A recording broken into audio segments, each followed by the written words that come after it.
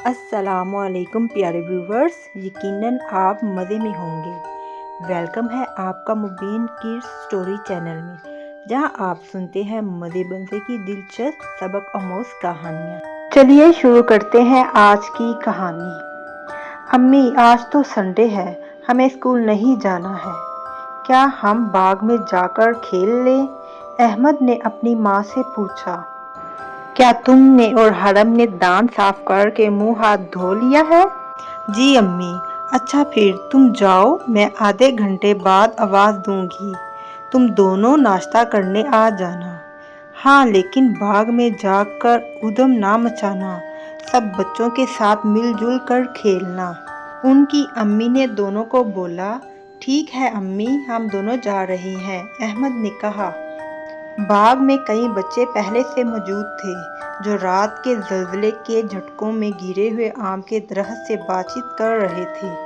हसन ने कहा, आम दादा, तुम्हें ज़मीन पर गिरने से चोट तो बहुत आई होगी। आम दादा रो कर बोला, हाँ बच्चों, मुझे चोट तो बहुत आई है। मेरी कई शाखें टूट गई हैं, लेकिन मैं हिम्मत नहीं हारूंगा। आम दादा, तुम तो बहुत बहादुर हो, तुम ज़लज़ले के झटकों से लड़े क्यों नहीं? अहमद ने पूछा। प्यारे बच्चों, मैं लड़ता कैसे? कारखाने और फैक्ट्रियों के जहरीले धुएं ने मेरी हरियाली को ख़त्म कर दिया है, और साथ ही मेरी जड़ के आसपास गांव वालों ने पीली मिट्टी खोद खोद कर तने को खोखला कर दिया है। इस वजह से मेरी ताकत कम हो गई है। अगर किसी के पैरों को कमज़ोर कर दिया जाए तो वो कैसे खड़ा हो पाएगा? इसलिए मैं भी बहुत ज़्यादा कमज़ोर हो गया। आंधी और ज़लज़ले से मेरी जड़ें बिल्कुल ही खोखली हो गईं। मेरे गिरने से कई परिंदों के घोंसले भी गिर गए हैं। बेचारों के अंडे और कुछ के बच्चे भी दब कर मर गए हैं।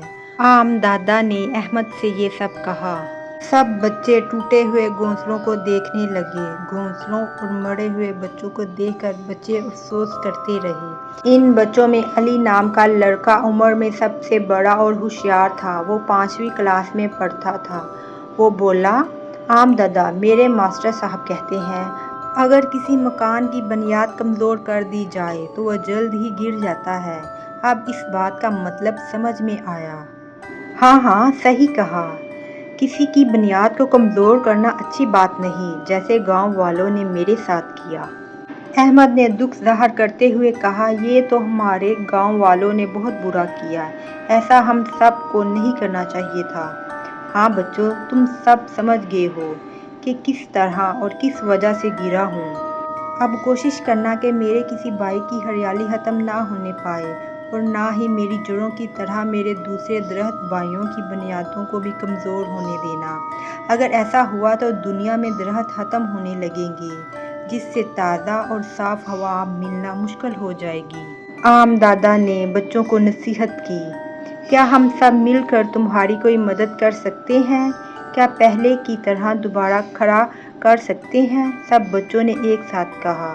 अब तो बड़ा मुश्किल है, लेकिन मैंने जो नसीहत की है इस पर अमल करना, यही मेरी असल मदद है।